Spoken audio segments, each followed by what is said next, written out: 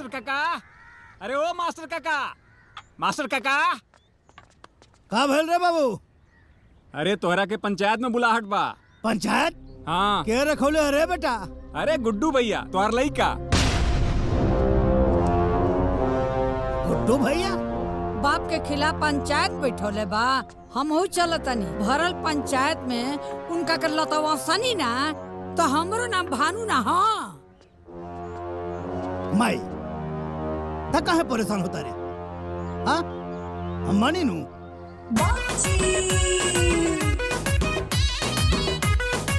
चिंता मत कर, हम सब देख लेंगे। राम प्रसाद जी, तू इतना समझदार जरूर बाड़ा कि अपन अच्छा बुरा उचित अनुचित समझ सकेला। ई उम्र में ब्याह करल का उचित बा? अरे पहला प्रतिष्ठा के हनन आ दूसरा उ लड़की के जीवन के बर्बादी। अरे राम प्रसाद ये बिल्कुल अनुचित बा। अरे मुखिया जी, ये बियाह में खाली है शामिल नहीं खौन, हमार दादियों बिया ओ करो ना पतो हो चाहिए। अपने 4 दिन के जिंदगी के खुशी के खातिर अपने जवान लड़का के जीवन काहे बर्बाद करे पे तुलल बाड़ा? ई गलत है, एकदम गलत है।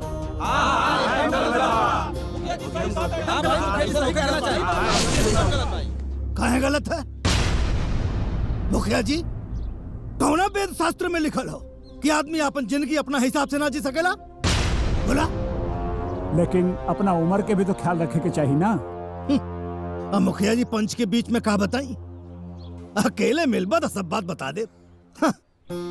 और हाली पंचायती के बात तो भाई उम्र में हम ब्याह काहे ना कर सकीला? ब्याह के कोनो उम्र होला का? ई करे तो रास लीला, हम करी तो करेक्टर ढीला। जौन पंच बोलौले बड़ा गुड्डू बाबू, ये हमार बेटा ना हवे, ये हमार बाप हवे, बाप। इनसे बड़ा नकारा हमारा खानदान में क्यों ना भइला आज तक? इनके डॉक्टर बनावे खातिर भेजले रहनी, बीच में छोड़ के चले आइले। पूरे पैसा के सत्यानाशी। इनके पैसा दा देखा हीरो बन के घूमत हमें। जूता कपड़ा सब चाहिए इनके।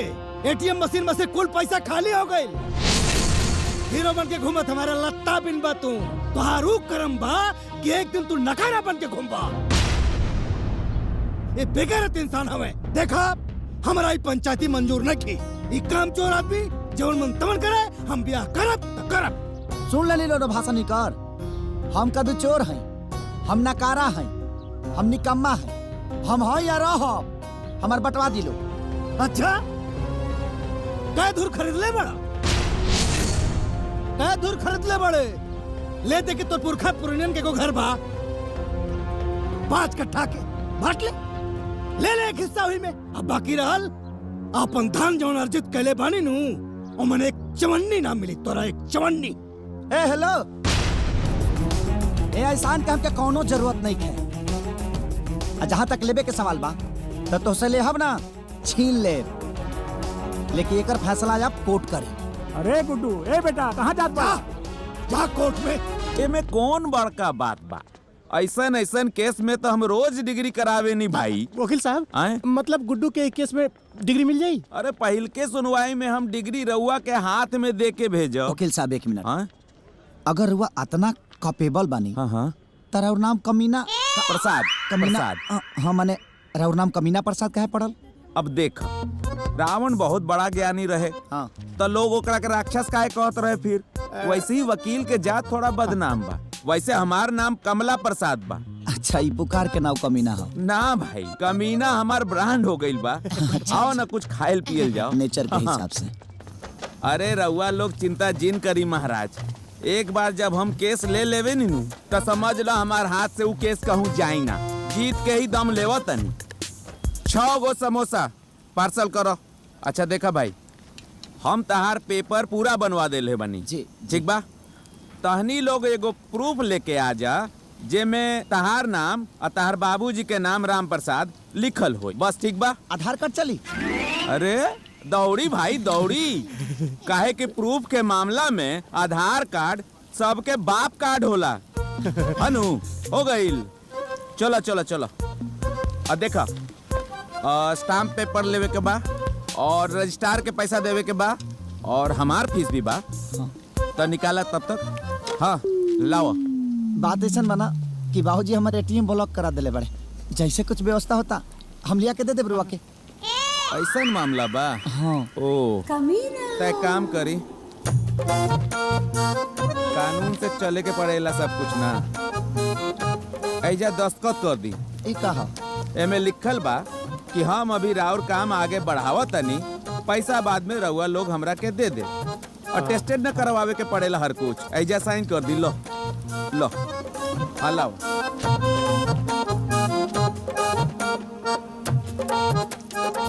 ठीक बा जी, चलो।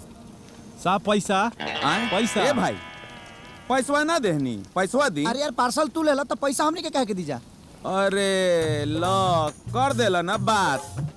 कोर्ट कचहरी के कुछ नियम कानून भी होला।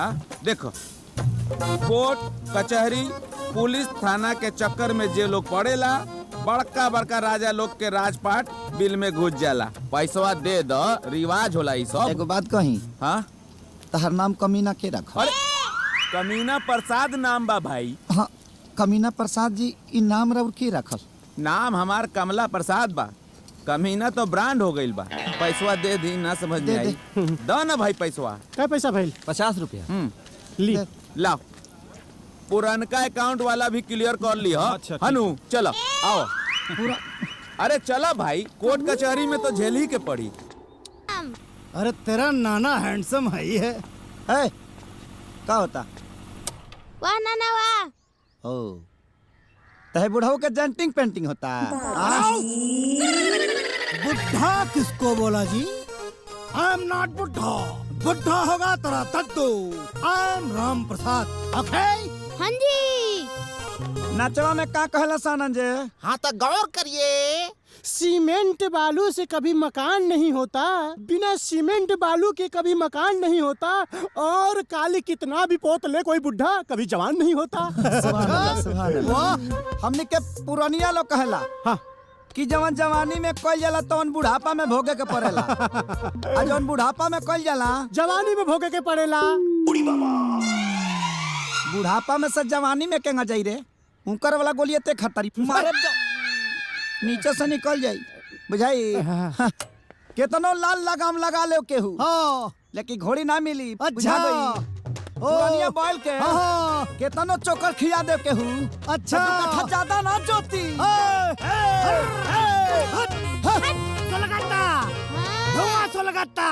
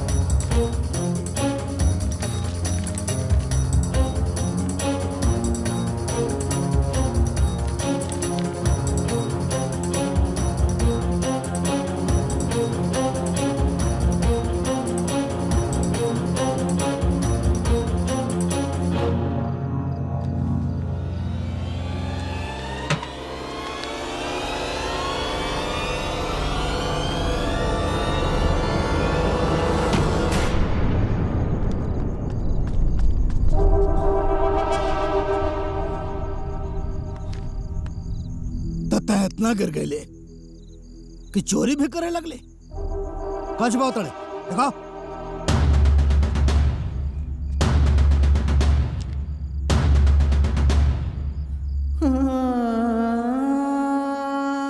फोटो के अपना साथ रखल तो दूर, एक छुए लायक तो नहीं थे।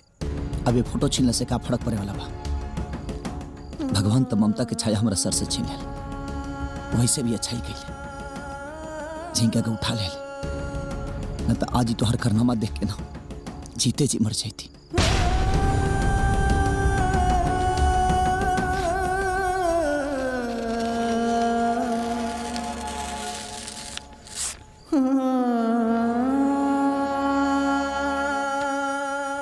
ऐसे भी ये फोटो की जरूरत तो होके अब नहीं की।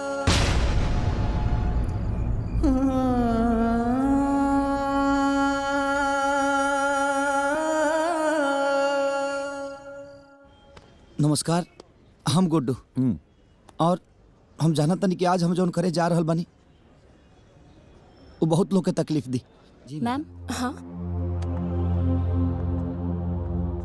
लेकिन एगो जवान बेटा का कर सकेला एक गुड्डू हमरे के जिए ना दी। जब बुढ़ापा में बाप के नियत खराब हो जाए, बाप सब सम्मान के पानी में दबा दी, तो एगो बेटा का कर सकेला। ये दुख के घड़ी में हमारा अपन केहू साथे नहीं, अगर केहू साथे बा तो कानून बा और कानून के कुछ लोग बा जैसे कि हमारा बड़ भाई की तरह कमीना प्रसाद हाँ कमीना प्रसाद जी। यहीं के सहारे हम आज कोर्ट में आइल बनी अपना हक के लड़ाई लड़े खाती, अपन हिस्सा लेवे खाती। हम जानता नहीं कि थोड़ा सा ही दुख बा हमरा खाती। अगर ये उम्र में बाप ऐसे करी तो एगो बेटा पका गुजरत हुई, वो लोग सब समझतो कब। मुखिया जी तनी हाई देख ली, गुडवा अपने बाप के खिलाफ कोर्ट में केस करे जा रहा बा और कमीना प्रसाद जी हमरा साथे बनी। पंडित जी कलयुग है, कलयुग कुछ भी हो सके। नाना हाँ बेटा। मामा तोहरा पे केस करे बाड़े। केस नानी केस कैले बा। नानी मामा नाना पे केस करे बाड़े। हाँ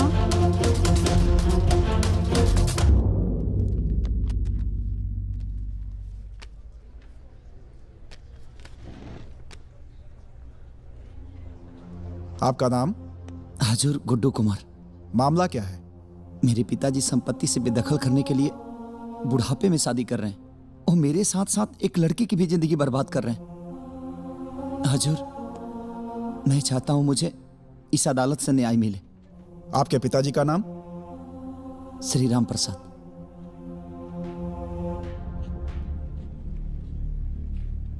आप झूठ बोल रहे हैं। का? आधार पे आपके पिताजी का नाम श्री राम सेवक प्रसाद है।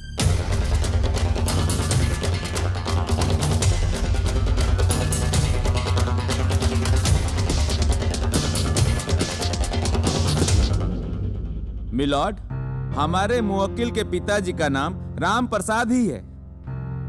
आधार कार्ड में टाइपिंग मिस्टेक की वजह से कुछ गलत प्रिंट हो गया है। गलती चाहे जो भी हो, लेकिन इस आधार कार्ड के साक्ष्य के अनुसार राम प्रसाद गुड्डू के पिता नहीं है।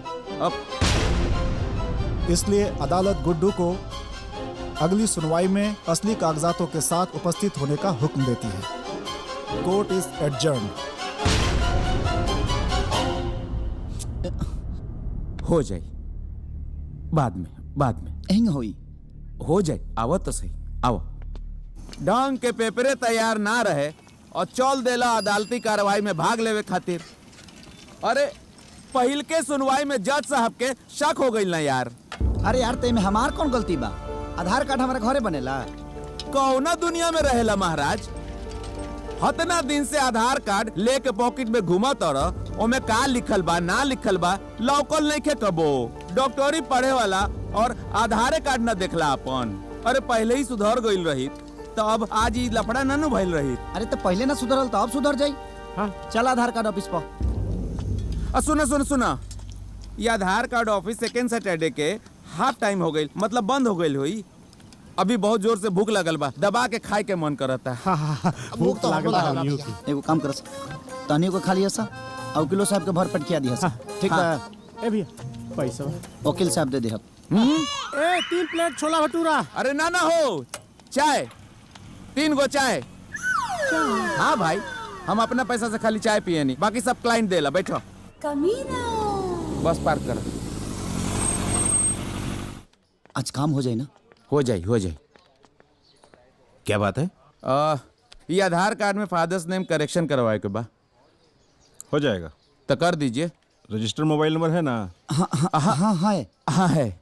जो जो करेक्शन करवाना है लिख के दे दीजिए, 1 हफ्ते के बाद हो जाएगा। अरे यार 1 हफ्ता बाद आए तब ले तो के पता बस सारा खेला ही बिगड़ जाई हमार। अरे भाई ये सब काम यहाँ नहीं होता है, सरकार के पास भेजना पड़ता है। I know. और टाइम लगता है, जिसके कारण तब तक अपना खेला चलाइए। आप समझ नहीं रहे, हमारे जीवन का सवाल हो, हमको अभी अभी चाहिए। अरे यार गजब पागल हो, तुम्हारे जीवन का सवाल है, मेरे जॉब का सवाल है। सरकार से सैलरी लेते हैं, तुमसे नहीं, समझे? अब एक प्रोसेस होता है, एक प्रक्रिया होता है सरकारी काम में, तब जाकर वहाँ पर काम होता है, समझे ना? बाद में आइएगा। सरकारी यार पता बा, कहीं पति के नाम गलत, कहीं पिता के नाम गलत, कहीं बेटा के नाम गलत, पूरा जीवन सरकारी दफ्तर में बुला के नाश कर के रख देबे। अरे भाई बाहर चलिए, बाहर चलिए। अरे चलो, अरे बाहर चलिए। 1 मिनट। अरे भाई चलो, सॉरी बाहर चलिए आप लोग। चलो बाहर यार, बाहर चलो, यहाँ से। चलो। पगला गइल बड़ो, पूरा पगला गइल बड़ो। अरे यार तो का करिया है? 4 गो केस और ठोका जाई नु तो आदमी बन जाइबो। देखा तेरा केंगे बतिया होता, बुझाता कि प्रधानमंत्री के कुर्सी पर बैठल हाँ तो जान ले बका।